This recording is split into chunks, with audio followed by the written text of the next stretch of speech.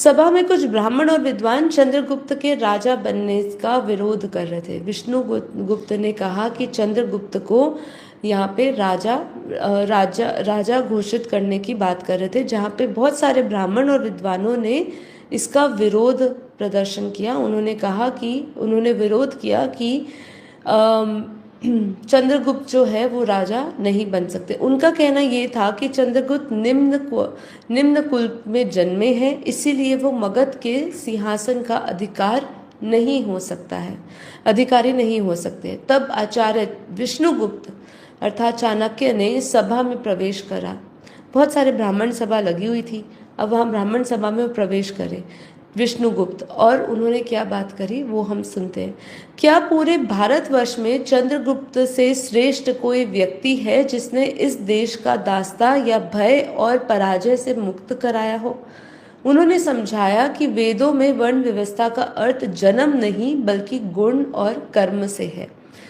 पुरुष सूक्त की वास्तविक व्याख्या क्या कहा गया है? वेदों में कहा गया है कि विराट पुरुष के मुख से ब्राह्मण उत्पन्न हुए, भुजाओं से क्षत्रिय, जांघों से वैश्य और चरणों से शूद्र। आचार्य ने कहा इसका अर्थ यह नहीं कि कोई ऊंचा या कोई नीचा है, ये केवल समाज के कार्यों का प्रतीकात्मक वर्णन है। देखिए, ये व्यवस्थाएं किसी कारणवश बनाई गई थी, लेकिन इसकी जो व्याख्या है ना, उसको एक अलग तरीके से समझा और फिर इसका दुरुपयोग किया गया। बहुत सारे प्रकार के शोषण भी किए गए, बहुत सारी चीज़ों के नियम कायदे भी लगाए गए, लेकिन इसकी जो व्याख्या थी वो गुण और कर्म से जुड़ी हुई है, जन्म से नहीं।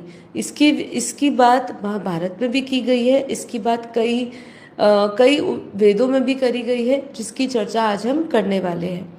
ठीक है, तो यहाँ पे पुरुष सूक्त में तो बताया गया था कि विराट पुरुष के मुख से ब्राह्मण, भुजाओं से क्षत्रिय और जांघों से वैश्य और चरणों से शूद्र।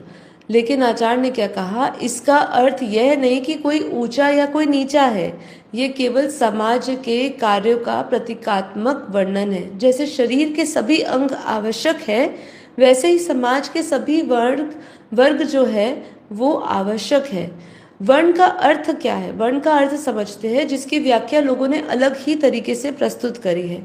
वर्ण का अर्थ केवल जाति नहीं है, बल्कि मनुष्य की प्रकृति और गुण है। शास्त्रों में 3 गुणों के बारे में बताया गया है, सत्व, रजस और तमस। हम ये जानते हैं, ठीक है।